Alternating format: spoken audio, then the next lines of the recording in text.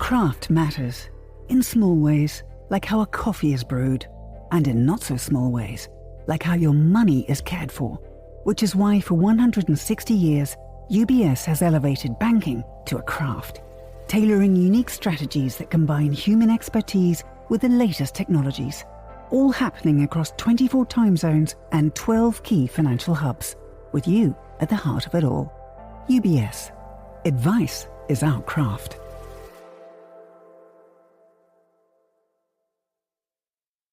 You're listening to The Globalist, first broadcast on the 13th of January 2026 on Monocle Radio.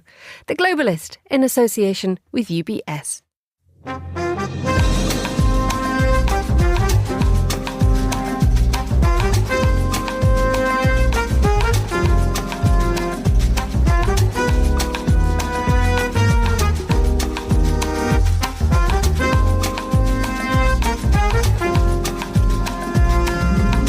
Live from London, this is The Globalist with me, Emma Nelson. A very warm welcome to today's programme. Coming up, Mark Carney heads to China, with both Ottawa and Beijing stinging from the uncertainty of Donald Trump's tariffs. Will the two traditional adversaries have more in common?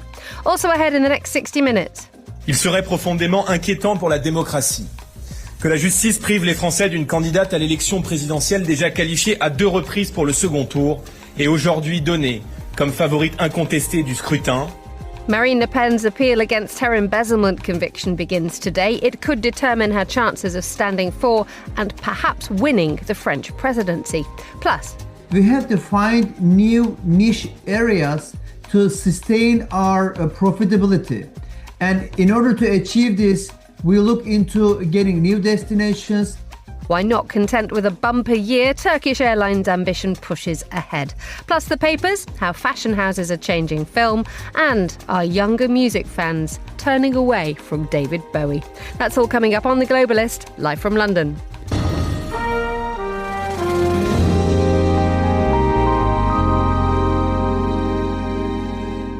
First, a quick look at some of the other stories happening in today's news. President Trump has said any country doing business with Iran will be subject to a tariff of 25% on any business with the United States. The US Senator Mark Carney is suing the Defense Secretary Pete Hegseth and the Pentagon over threats to reduce his military pension, terming them unconstitutional. And the White House says that the Venezuelan authorities and the country's interim president, Delcy Rodriguez, are being very cooperative with the United States. Stay tuned to Monocle Radio throughout the day for more on these stories. But first, Canada's Prime Minister Mark Carney is in China this week, ostensibly to re-stabilise ties between the two nations. They're arguably driven towards each other by Donald Trump's America First policy. But is that enough of a foundation for a genuine reset? And who holds a balance of power? Well, to tell us more, I'm joined now by Isabel Hilton, founder of China Dialogue and a visiting professor at King's College London's Lau Institute, and from Brussels by Kate Bolongaro, who's a managing editor for Europe at MLEX and former Canadian government reporter. A good morning to you both. Morning. Good morning. Kate, let's begin with you, because during the last stretch of the election campaign last spring, Mark Carney said that China was the country's biggest geopolitical risk. Has his mind changed? I think that there's a little bit more nuance in that, because the thing is that with everything going on in the United States with Donald Trump, obviously has a direct impact on Canada. Geography, we can't change that. So that is really something that's on the forefront of his mind. And China is Canada's second largest trading partner. So you do have to contend with Beijing in any case because of how much trade is being done between the two countries, especially from Canada's perspective. So he clearly is trying to reposition that so that then he's able to have other options than just relying on the United States. So just bringing you in now, Isabel, other options in the United States. How much is China actually looking forward to Mark Carney turning up? Oh, well, I think it's a bit of a notch for China on the cane. As much of Donald Trump's activity is, it opens opportunities for China to to restore its image as the more reasonable superpower. And this is, I think, one such example. It's been nearly 10 years since a Canadian Prime Minister went to Canada. And as you know, there have been some very serious problems between them, including the kidnapping of 2 Canadian citizens, the 2 Michaels, in retaliation for Canada executing an arrest warrant on behalf of the United States on the daughter of the Huawei founder. So this was a major standoff. A great deal of very kind of stiff ink was spilled. And actually, very recently, the commander of NORAD, the North American Defense Organization, pointed to a great deal more China-Russia activity off the coast of Canada, deemed to be worrying military maneuvers and so on. So there are still tensions. So it's a considerable score for China that Canada the Canadian Prime Minister is coming to Beijing. Nonetheless, Kate, Mark Carney is intellectually unbeatable in so many ways. And so to have someone like him turning up in Beijing and seeing Xi Jinping, does this give Canada that opportunity to present itself as arguably the reasonable and stable adult in the room in the West? Well, I think certainly it is remaining open for business.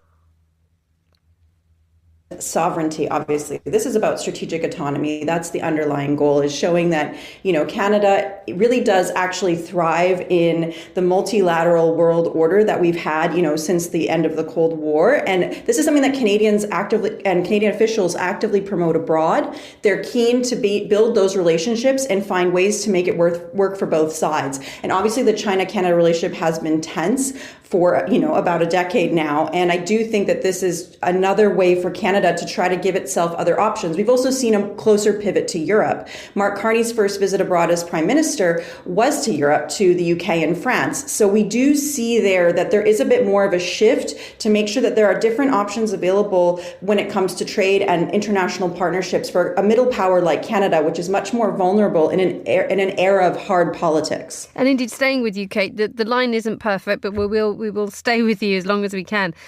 Is this more generally for Canada an attempt to claim a bigger slice of the world stage? I think definitely it is an attempt for Canada to be able to try to show that it is a player on the world stage. I think a lot of the rhetoric surrounding Greenland and what we've seen happen in Venezuela, obviously Canada is in the Western Hemisphere. So this is something that is very concerning for Canada if the US does act on Donald Trump's musings of perhaps Canada becoming the 51st state. So obviously people there and the government there are concerned about all of that rhetoric coming from Washington. So we do want to see, so Canada wants to be seen as being a player on the international stage. It is part of the G7, and I think it wants to flex that muscle, and that's what we're seeing with all of these international trips, and even some of the harsher rhetoric we've seen from Mark Carney about, Trump's policy and the tariff issues that they have had between the two countries. So coming back to you, Isabel, that you mentioned the idea that China will see this as another notch on the cane, but what will it actually try and do when it comes to the two men meeting and talking about business? I mean, does China really see Canada as struggling, subject of, dare we say it, abuse by Donald Trump from over the border? Or does it actually see genuine opportunities here? Well, the key opportunity that I think China will be looking for is to persuade Canada, in return for improving trade relations, to remove the 100% tariff that Canada put on Chinese electrical vehicles in 2024. This is a major export for China. China's looking to dominate, with some success, the global market in electric vehicles. The Canadian tariff was ostensibly to protect the Canadian auto industry, which has again suffered from Donald Trump's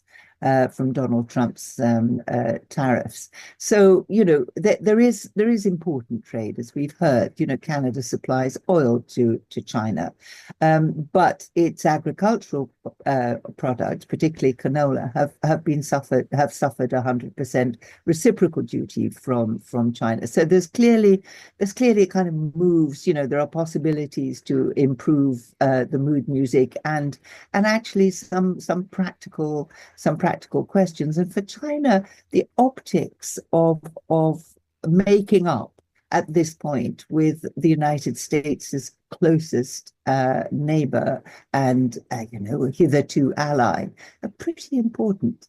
And just building on that there, Kate, the optics for China are good, but the long-term prospects for a relationship between China and Canada, which is more stable, what does that look like in terms of for how Canada can capitalise it in as a long-term strategy for Carney? But also, what does it do in terms of the way that the world now shifts away from the United States and its America First policy? Well, it certainly does show that Canada is willing to come to the table, even if there might be tensions between one partner, such as China and the United States. Canada is willing to sit down. I think Carney's trying to send that signal that Canada is open for business. And I do think that it does bring, in a sense, a way to open that door for perhaps other countries. I know that, for example, we hear a lot of talk about building relationships with India, for example. This is a country that Canada has been, had some issues with over the last few years, and Mark Carney has tried to make some steps there to repair that relationship. So there is an element there of trying to show that there is someone else who you can discuss with in North America, and showing again that Canada is independent and wants to have its strategic autonomy and its interests, and they're going to be there to protect its interests as well. Kate Bolingado, Managing Editor for Europe at MLEX and former Canadian government reporter. Thank you for joining me on the line from Brussels. And thanks also to Isabel Hilton, founder of China Dialogue and a visiting professor at King's College London's Lau Institute. You're listening to The Globalist. Craft is a matter of perspective, a unique outlook, an obsessive attention to detail. With UBS's Chief Investment Office House View, we're focused on identifying the latest investment opportunities and market risks to help you achieve your financial goals, so you get the big picture broken down into thought-provoking insights. Delivered daily and curated by over 200 globally connected, locally active analysts. UBS. Banking is our craft.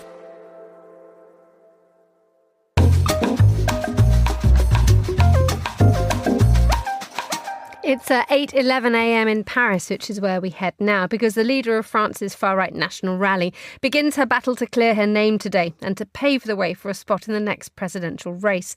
Marine Le Pen was convicted last year of embezzlement, but if her appeal is successful, the keys to the Élysée Palace seem very much hers to lose in next year's elections. Well, I'm joined now by Florence Biedermann, who's journalist and political analyst from Paris. Good morning, Florence. Good morning, Emma. Just remind us what Le Pen was convicted of doing.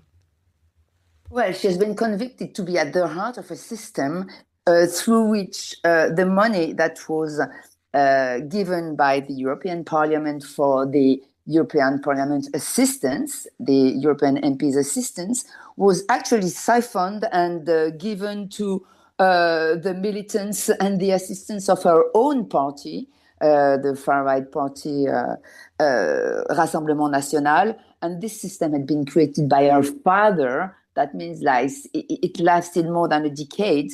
And the amount of money that was embezzled is something like more than 4 million euros. So quite a system and quite something, actually. So she goes back to court today to lodge what is going to be a very long appeals process. This is not something that's going to be decided overnight. No, I mean, the trial will last something like a month, and then the judge will take their time, and there won't be any decision before summer. But still, the process of appeal was really accelerated because it lasted, it was less than a year after the judgment, which is, very, very quick for French justice. Because as you said, what's at stake is the fact that she can compete in the next presidential election. Because during her trial, she consistently denied having done anything wrong. The judge decided that it was better she would be ineligible immediately and that this decision would be enforced immediately. Not her sentencing to 4 years in jail, 2 under electronic surveillance, but the fact that she's barred from election was immediate. And that's her problem now, whether she can change this, like whether the justice will decide either to clear her, which honestly seems very improbable, or not to clear her, but to change the decision on barring her from the presidential election now. So what is the likelihood of this happening? That, as you mentioned, there are two things at stake here, aren't they? There's a conviction and a sentence, but there's also this enormous question as to what effect this conviction and trial and now subsequent appeal is going to have on next year's presidential elections, because the polls are suggesting that were Marine Le Pen to be eligible for standing as the leader of the national rally, she would win. Well, I mean, the polls, you don't even know who she will compete with, so that's the whole point. The other candidates, their names are not known. So it's a bit tricky to say she would win. The point is that if she's not eligible, then her young assistant could be a candidate in her place. And he is also faring well in the polls. But again, it's really very early to give any such prediction. But definitely her party has a momentum. It's the first party in parliament in number of MPs. So this is the golden occasion for her, to compete and be elected. But that's, again, there is a big question mark. And looking more closely at the French judicial system, since the verdict was handed down, the judge has received death threats and has been placed under police protection. This has had an ugly effect on France. Absolutely, because the reaction of Marine Le Pen was to deny she had done anything wrong and to accuse the judges, to accuse the justice of being political. She was very, very strident about it, like after she was sentenced. And I think it didn't have a good effect in the public opinion, because now it seems that her young assistant, Jordan Bardella, is even in a better position to win than she is. So she toned down completely. I think now she understood if she wants to, change the decision on barring her from competing in the race, she has to show maybe she acknowledged she did something wrong. I don't know. But yeah, I mean, and she's not the first, to accuse the judicial system of being political. Nicolas Sarkozy, the former president, who has been also sentenced several times, pretends he's the victim of, judicial harassment and of political decision. It's unfortunately, it seems to be something every politician does in France now. Indeed, and we are in France finds itself in a rather unusual position that we have the former president, Nicolas Sarkozy, who was sent to prison, had 2 weeks in jail, wrote a book about it, and then came out. And many people were saying, well, look, this is one system for one and one system for another.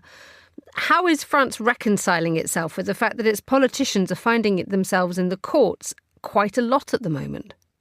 I mean, what surprised me more than anything else is that still Nicolas Sarkozy, for example, still has an aura, still is considered as an important political personality. I mean, there is a degree of tolerance in this country for corruption that is really, let's say, different than in other countries. For Marine Le Pen, again, like it's her strategy didn't appear to have been successful. Of course, with her party members, yes, she will always be a victim. But, she fares like something like 30% in the poll. She would have to convince the other 70% where she, found innocent or... so it's not enough for her to pretend she's a victim. But again, like it seems she's changing maybe her strategy now in this new trial. We'll see. I mean, the trial will show us. Florence Biedermann, journalist and political analyst, thank you so much for joining us on The Globalist. Still to come on today's programme.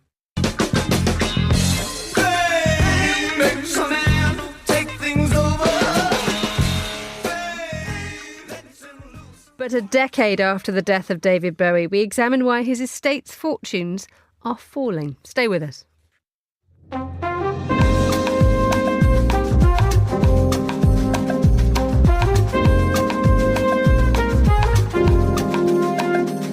One man deeply upset by that suggestion is Charles Hecker. Russia analyst and author of Zero Sum. Good morning, Charles. You've joined us for the paper review, but we cut a rug for about 10 seconds earlier, didn't we? All I can say is a very good thing. First of all, good morning, Emma. And good the second morning, thing Chuck. that I want to say is that it's a good thing that this isn't television, because we were doing little dances in our chairs as we were listening to David Bowie. Absolutely, and long may that continue, the bit where they can't see us at least. Right, how's life with you? What are you spotting in the papers? A slightly Trumpy start to the paper review this morning, so apologies in advance for that. But these are a couple of pieces that you've been teasing since the top of the broadcast. So we're going to go straight to The Guardian, and we're going to look at a story that says BBC seeks dismissal of $10 billion Trump lawsuit over Panorama Fight Like Hell clip. And so what the BBC has done is, before any of the procedures in connection with this trial takes place, the BBC is asking a court in Florida to throw it out. And what it's saying, among other things, is that Florida is the wrong place to have this trial, and that Florida has nothing to do with the allegations against the BBC, which, coming from the Trump administration, are that the BBC doctored a Panorama show and spliced together two quotes that were spoken hours apart that make it look like President Trump was summoning the attack on the Capitol following the 2020 elections and the certification of the ballot. The BBC is saying that Florida, which is a Trump-friendly jurisdiction, is the wrong place for the suit. The judge is the wrong person for the suit. There was no harm against Mr. Trump. And that since the show was produced by a company external to the BBC, the Trump administration has got the wrong folks in the docket. Which is probably not great if you were the person who put together that piece. But what it also says is that it's quite simple, that the president has failed to plausibly allege the BBC published the documentary with actual malice. And one wonders now that there are so many legal arguments against the success of a defamation lawsuit, insofar as, was it published in the United States? Arguably not. Was there actual malice? And I think in the UK you have to demonstrate actual damage to the plaintiff, to the claimant. None of these things seem to ring true, which then leads to the second question: is why is Donald Trump doing this? Well, that's right. So one of the things that we have to return to on this topic is the extremely high bar that American libel law sets.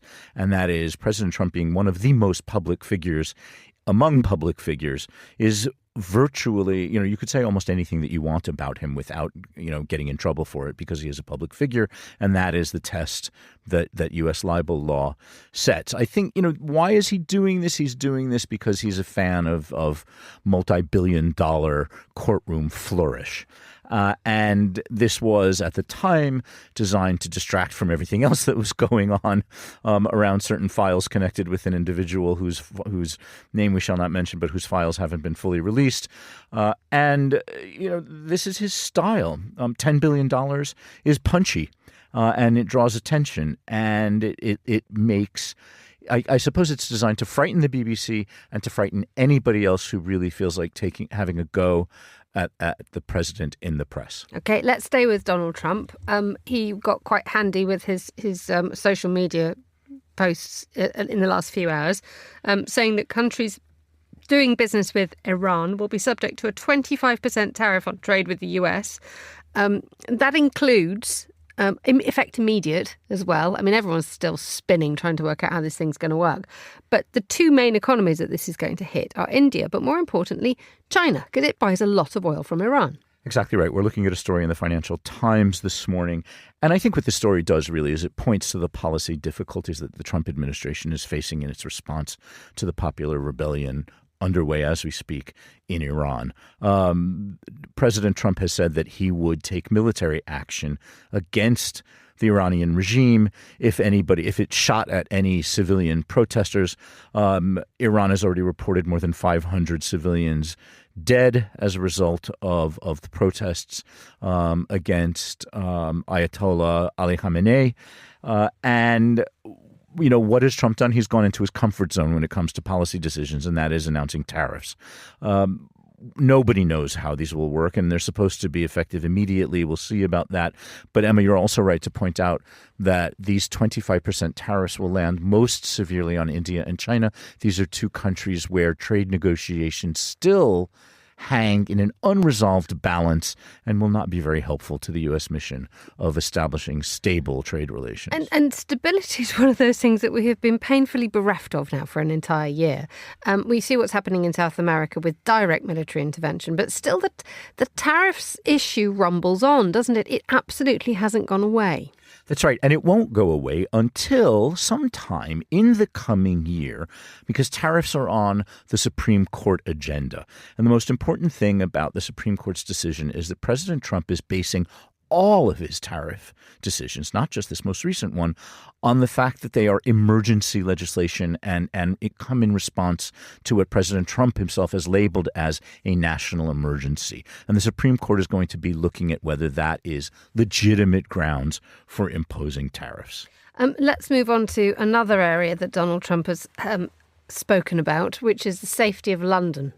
And he's not been very nice about the London mayor, Sadiq Khan, who yesterday was asked about this, about the way that Donald Trump talks to him. And he says, I feel like I'm a 9-year-old in the playground again.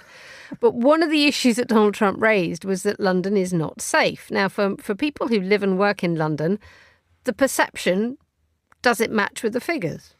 That's right. So thank you for using the word perception, because one of the interesting things about this story is the difference between actual risk and the perception of risk. But what we're doing is we're looking at a story in the Times today, the Times of London, a little bit of local news about a global city that says, how safe is London? The Met Police's claims fact-checked. And Emma, you're absolutely right to point out that there is currently a sort of domestic and international storm around perceptions of safety in London. And everyone, every pundit you can imagine, is having a go at Sadiq Khan and having a go at London for being a lawless jungle. And the Times debunks quite a bit of this, while admitting that there are still a few problems. Murder is down, and murder is one of the lowest rates for comparable cities around the world. In 12 cities of comparable size and complexity to London, London is the last but one.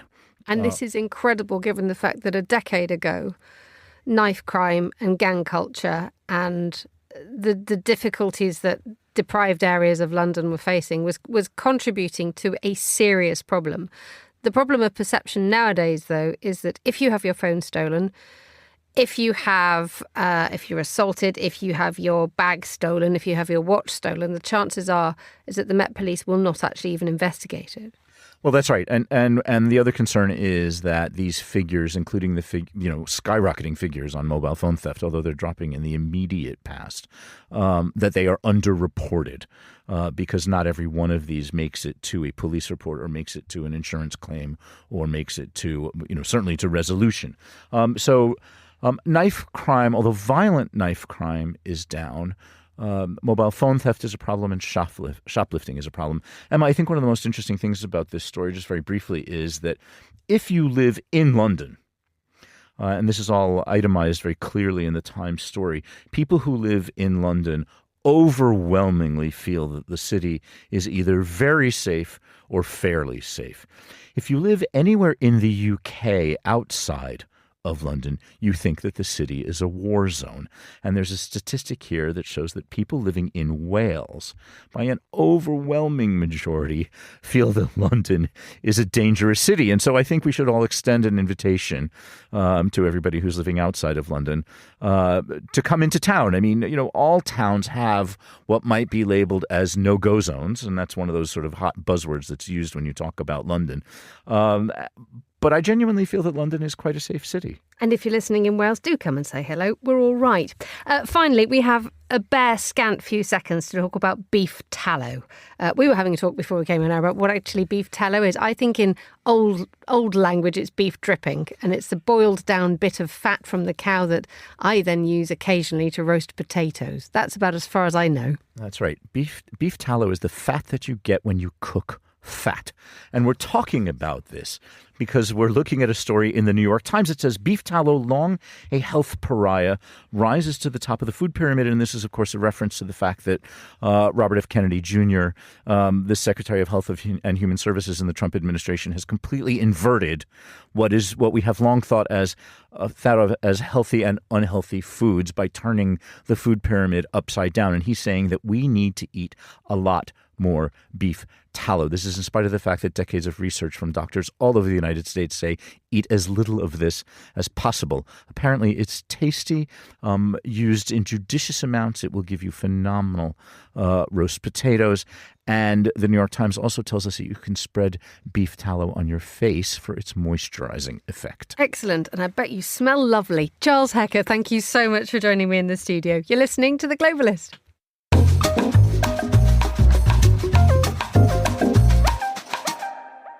Now, here's a quick look at some of the other stories we're following today. President Trump has said any country that does business with Iran will be subject to a tariff of 25% on any business with the United States. In a post on social media, Mr. Trump said the tariffs would be effective immediately. The president of South Korea is in Japan for a summit aimed at highlighting the stability of their relationship. It comes amid an ongoing diplomatic dispute between Japan and China over possible military support for Taiwan. The president of Moldova, Maya Sandu, has said she would vote to reunify with Romania if a referendum were held, but she acknowledged most Moldovans didn't share her view despite Russian threats. And the BBC is to aim to have President Trump's $5 billion defamation lawsuit thrown out. He sued the corporation over the television edit of a speech he gave on January the 6th, 2021.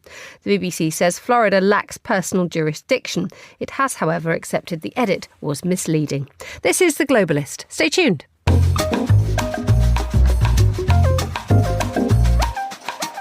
Now, Turkish Airlines saw out 2025 flying more than 96 million passengers. It marked a record for Turkey's national carrier. With an expanded fleet and new routes for this year, the airline now flies to the most countries in the world. Well, Monocle's Tom Wedd sat down with the Chief Financial Officer and member of the Board of Directors and the Executive Committee, Murat Şeker, to look ahead at what's in store for this year. Aviation is actually intrinsically an industry that is prone to a lot of global risks, geopolitical risks, macroeconomic risks. Today, we are operating in more than 350 destinations in 132 countries, which makes us the airline that is flying to more countries than any other airline. Having said this, then it makes us the most prone airline to risks wherever is happening in the world. But on the other hand, it also helps us to mitigate those risks. For example, considering where we geographically are located in Istanbul, in our Istanbul hub, just in our neighborhoods, there is two war going on between Russia, Ukraine, and then the Israeli war in the region. Yet we were able to mitigate these risks with redirecting the capacity in the Middle East and the Russia region to other places. And we have had the same experience through the pandemic too. When the Asia recovery from the pandemic was very slow, we were able to redirect that capacity to West, to Europe, to the United States, and to all Americas, which helped us mitigate greatly that financial risk, and it allowed us to sustain our profit margin. So going forward, and considering that we have quite sizable aircraft order book signed with Boeing and Airbus, we believe this scale is going to play in our favor. We are always, given also that the market is very competitive, we have to find new niche areas to sustain our profitability. And in order to achieve this, we look into getting new destinations.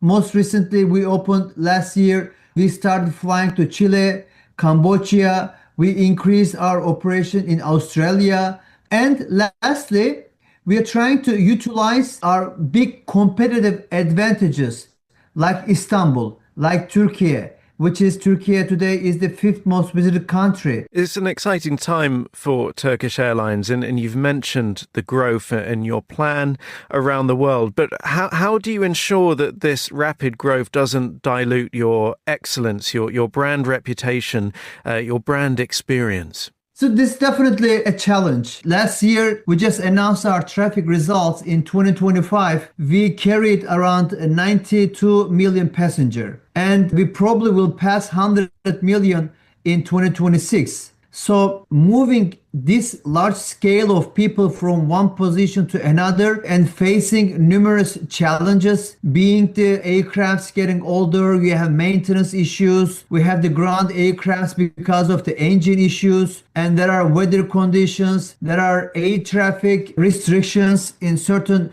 geographies due to the congestions. So operations get messier and messier, it gets more difficult. But in the meantime, it's a very competitive market. And in order to sustain our profitability, our strong, sustainable profit margins, we have to have our customers satisfied through their providing a good on-time performance, through providing good connectivity, a good hospitality, a good catering services, a good launch experience, airport experience, and everything. So there is definitely a trade-off between these two factors. And when we decide on how much further growth we have to add to Turkish Airlines' current scale, we do consider all of these. We believe personalization, meaning that providing a personal experience to our customers are going to increase their loyalty to our brand.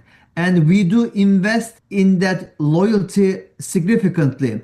In the meantime, given the operation is growing and getting more complex, we are trying to utilize all sorts of feedback receiving mechanisms through our IFE system, through our web and mobile applications, through our focus group studies, so that our customers keep their loyalty with Turkish Airlines, and then we don't go back from the strong high rankings that we have attained. And thinking about hospitality and Turkish Airlines, the way that they bring business travel and premium cabins to your passengers, how important is that offering? How much does it contribute to the overall business? So it is an area actually strategically we have determined that requires more focus and more investment. Currently, about more than 20% of our revenues are coming from the business segment.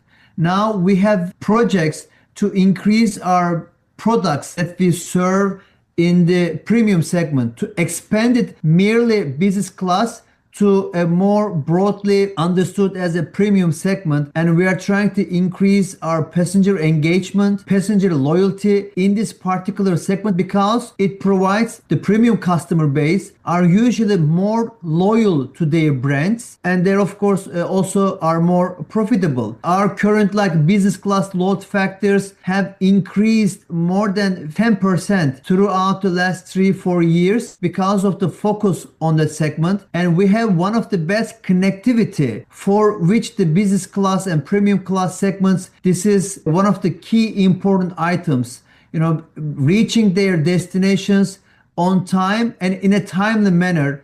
Istanbul Airport today has one of the lowest connection time globally. Now, finally, we're catching you at an exciting time, and you mentioned loyalty and the areas of the business you're investing in.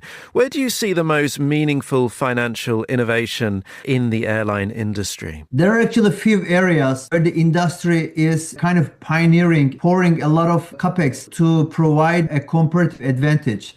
I believe one of them is, and which is quite a sizable kind of a paradigm shifter project, is modern airline retailing. It's a model in which commercial, operational, and financial processes are all built through a single digital order. The change is going to be a crucial step forward in how we handle airline ticketing. Another big topic is the payments, especially for network carriers like us, serving in multiple different jurisdictions under different regulatory and the tax regimes. Having a seamless payment system is very critical. We airlines are also investing in this area heavily. E-wallets are being used more and more. This creates more new opportunities, how we generate cash income. Our commission expenses through the third parties are going to be decreasing. Direct sales channels are going to increase in importance. So that's another area, payments and their relation in the whole financial ecosystem. And third is, of course, digitalization. AI, of course, has an edge on the revenue side through personalization, travel suggestions for revenue optimization, providing the best price options. But it also has a huge potential in the cost management, increasing our efficiencies, which are going to be a more and more crucial going forward as the competition is going to get fiercer. And that was Monocle's Tom Webb talking to Murat Şeker, who's the Chief Financial Officer for Turkish Airlines. You're with Monocle Radio.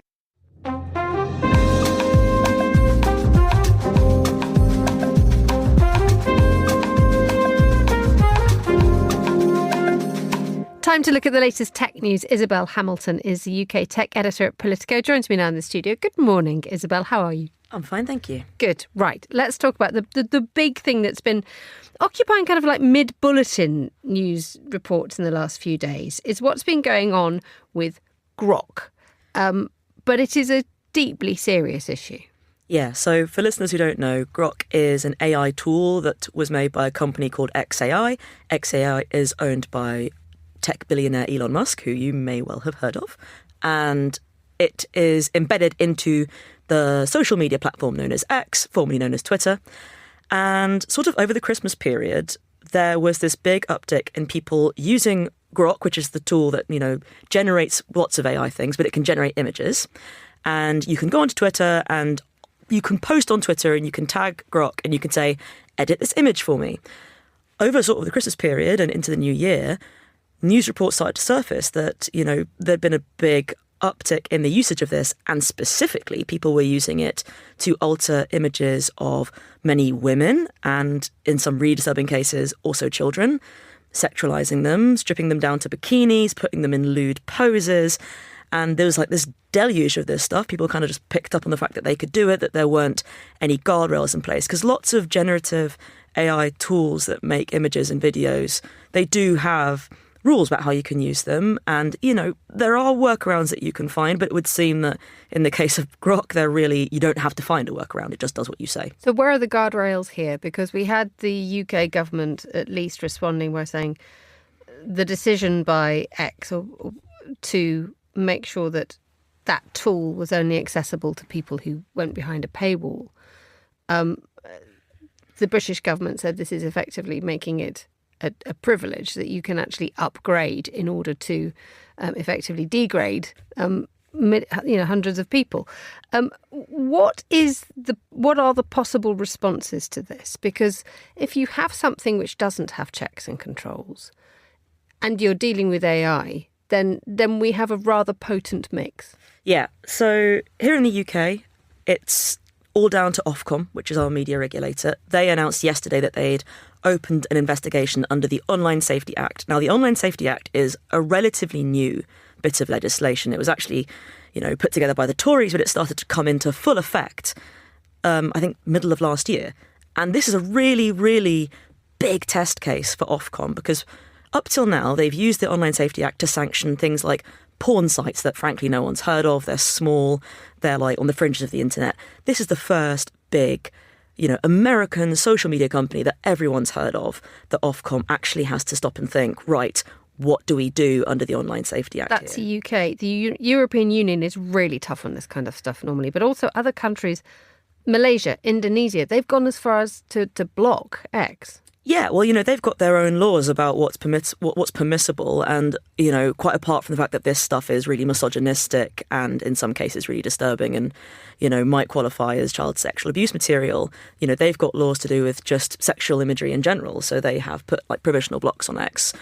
And yeah, I mean, every country's got its own laws, right? Like you said, the EU has got its own legislation, the Digital Services Act, and its tech chief, Henna Vakunen, said yesterday that, they're going to use the full force of it. And, there's a geopolitical context here as well. X is owned by Elon Musk. Elon Musk, after falling out of favour with the Trump administration over the summer, seems to be sort of coming back into the fold. And the EU is already in a fight with the US over how strongly it enforces its tech rules. So I think from the EU, they're signalling, no, we're not backing down. We're not going to give this guy who's got links to the administration an easy ride. Finally, quick note on Elon Musk and the fact that Apple and Google are joining forces that will see Siri, Apple's command thing, powered by Google's AI model Gemini. What could possibly go wrong, one asks? What could go wrong? Well, I think for Apple, it's probably quite a shrewd move. They were quite slow, actually, getting onto the generative AI train. And speaking of Elon Musk, he actually tweeted last night saying, "Oh, this hands Google a bit too much power," which kind of interesting to come from the richest man in the world. But like he's kind of signalling to, people that he knows that might have influence, that maybe this is a competition issue. And I think that's a really interesting point. And we will see what happens. Isabel Hamilton, thank you as ever for joining us in the studio. You're listening to The Globalist. IQ, EQ, and AI. 3 components key to the craft of innovation at UBS. Because to stay ahead in a rapidly evolving age, you need a partner with decades of experience, endless passion for the work, and a finger on the pulse of leading technologies, bridging human expertise with artificial intelligence, all to elevate you. UBS. Banking is our craft.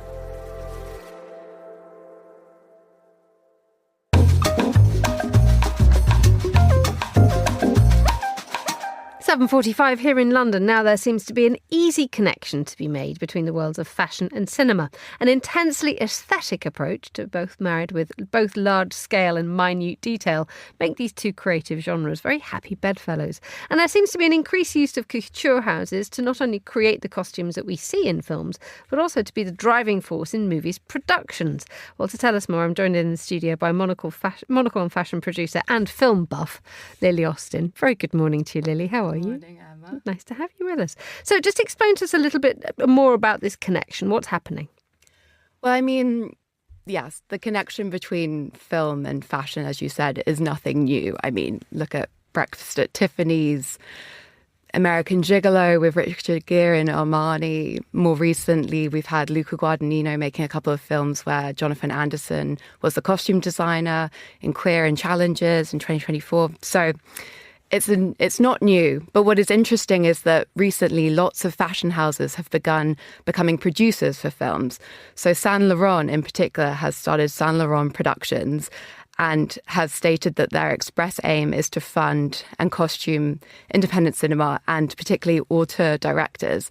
So recently they produced David Cronenberg's film The Shrouds, Paolo Sorrentino's Partenope, and you might remember Emilia Perez, that film that was tipped to do well in the award season, but then unfortunately was mired by scandal. They also produced that. It's an interesting thing that what you're talking about here are not necessarily very elegant and glamorous films. And because when you talk about Breakfast at Tiffany's and when you talk about American Gigolo, the role of fashion of that period, actually it almost becomes like a separate role that's played within the film. But when you're doing something like the films that you mentioned, they don't necessarily seem to have a very fashion-y feel to them, do it? But it seems to be working as a sort of a marketing strategy, at least. Well, I think these brands they do bring a more kind of stylish edge to the films, definitely, because as well as funding, as I said, they're also in charge of the costumes for the most part. So you could think of it as a clear kind of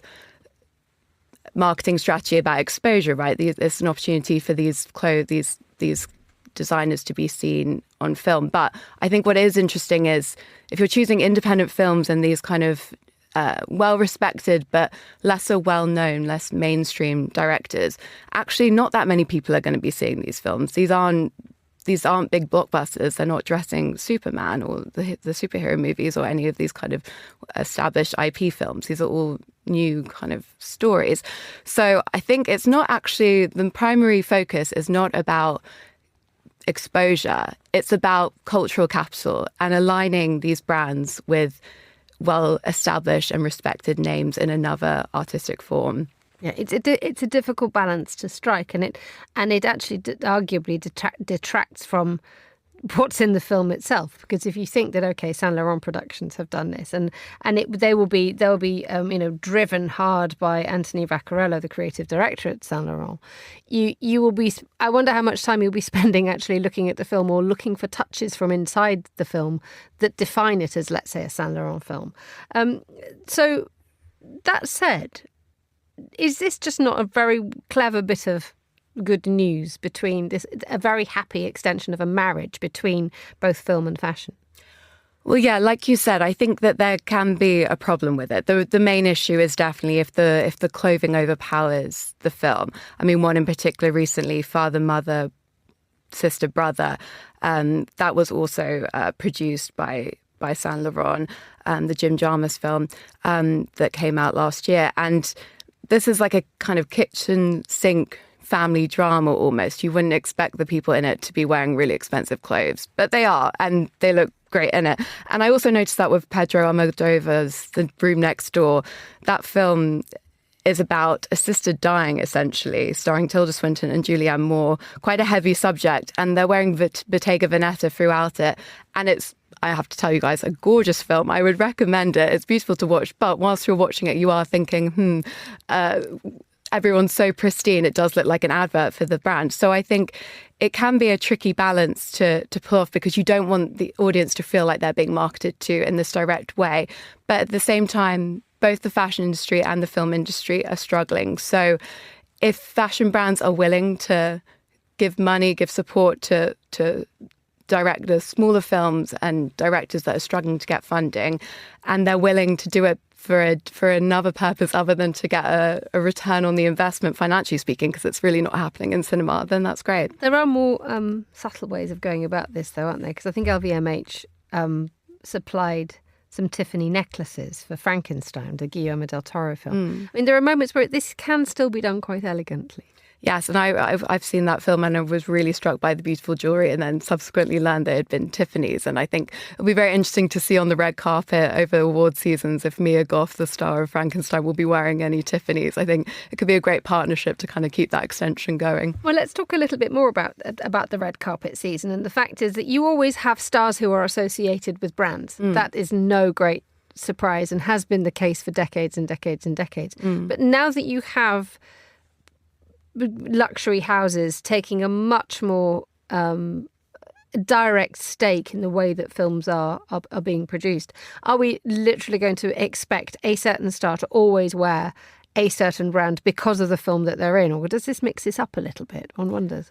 Well, you know, I think that often it's been a damage to brands when brands have kind of sponsored a particular actor, and they've always been seen in this particular brand, and that can sometimes not always show the brand in the best light, maybe if it's not a perfect match. But I think if there is this extension from film to the red carpet of brands working on a film and costuming it, and then following that through to the red carpet, I think that makes a lot of sense. I mean, we've kind of seen it on the red carpet this season with Timothée Chalamet in Orange to promote Marty Supreme. That got a lot of headlines, and I think it's interesting because that was a big thing when Barbie came out a few years ago, Margot Robbie dressing in kind of Barbie costumes.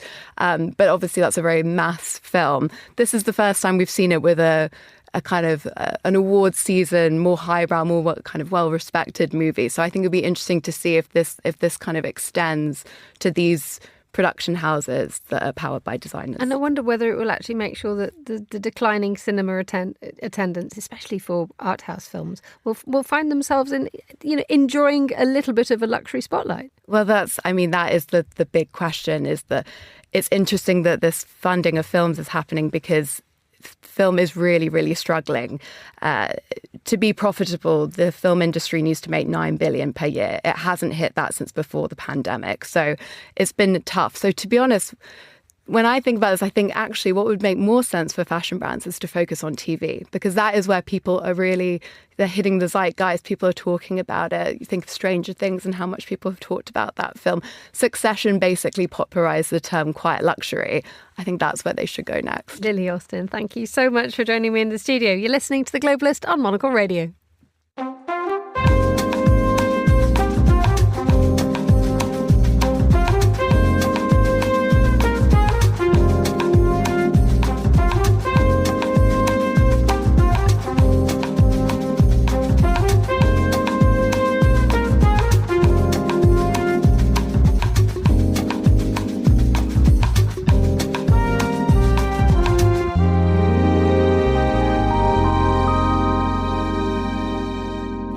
Finally, a decade after his death, fans still feel keenly the loss of David Bowie. His music, his multitude of looks have been remembered this week with tremendous amounts of love, but not, it appears, when it comes to the amount of money his estate makes. I'm joined now in the studio by Sophie Monaghan-Coombs, Monocle's Associate Editor for Culture. Good morning, Sophie. Good morning, Emma. Thanks for having me. Delighted to have you. What's happened? So there is an argument being put forward here that, as you say, it is this month marks a decade since Bowie's death, and in that time, Forbes produce a list every year of a posthumous celebrity rich list, and he appeared on there in 2016, the year that he died. He appeared there the next year, and once again in 2022 when his music rights were sold to Warner Chappell, which is part of Warner Music.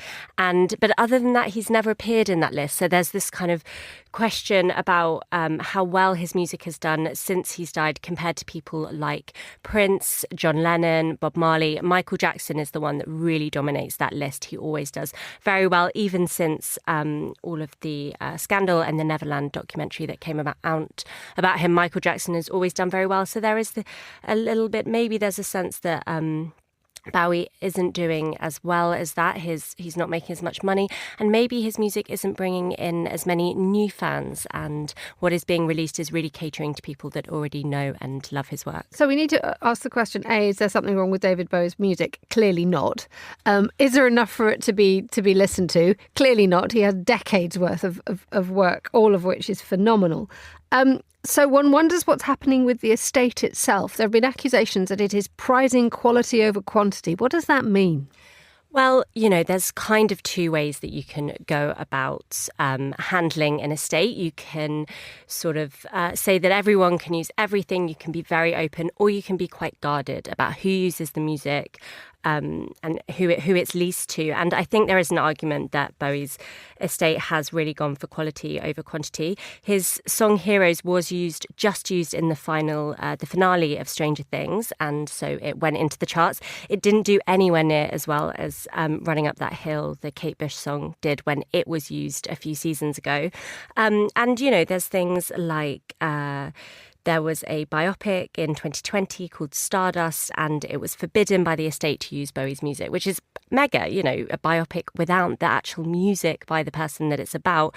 But, instead they leased the music to be included in a Brett Morgan documentary, Moon Age Daydream, and the biopic was, really panned. So I think that was a good move. The documentary did really well. It was quite sort of weird and wonderful. It wasn't this sort of straightforward film telling the story of his life. And I think that was a good choice. So there is a question about whether it is quality over quantity, and I think that is probably a good thing. And that said, the way that we listen to music now has changed even in the decade since Bowie's death. And Bowie was always a man who looked very much forwards. And the fact that we are now listening to our music on Spotify, on TikTok, etc., there's a thing called an algorithmic legacy, which is something that the estate is not prizing. Basically, it's not easy to find Bowie. Yeah, it's not easy to find. His music doesn't necessarily come up when you're listening on Spotify. He has 22 million monthly listeners, which sounds huge, but it is less compared to people like John Lennon and Bob Marley. And I think in terms of the estate, they've gone out with a lot of live albums. They've done a lot of best-ofs, things like that, which aren't going to pull in new listeners. People aren't going to hunt out a live album on Spotify unless they know the studio version of that song already and they're really looking for it. So I think they haven't necessarily pulled in younger listeners. It's maybe catering to those who already exist. But things like the inclusion in Stranger Things was probably a really savvy move from the estate. We've got about 10 seconds left, but is there a danger here that Bowie's music will be lost in all this? I don't know. I don't think so. As we said, it's the 10 years after his death, and there's lots of other things that are happening which are promoting his music. The V&A East Storehouse has just opened the David Bowie Centre, which I went, which is really wonderful. And that is a permanent feature. Yes, at the V&A, at their Storehouse outpost. And then his childhood home will also, in a very kind of unassuming street in Bromley, which will become a museum, an immersive experience, apparently, which will, I think, also attract more people and keep his legacy alive. All of which are arguably quite elegant ways to remember him. Sophie Monaghan-Coombs, thank you so much for joining me in the studio. And that's all the time we have for today's programme. The warmest of thanks to all my guests and to the producers, Christy O'Grady and Anita Riotta. Our researcher was Annalise Maynard and our studio manager was Lily Austin, with editing assistance by Elliot Greenfield. After the headlines, more music on the way. The briefing's live at midday in London. The Globalist is back tomorrow. I hope you can join me for that if you can. But for now, from me, Emma Nelson, goodbye. Thanks for listening.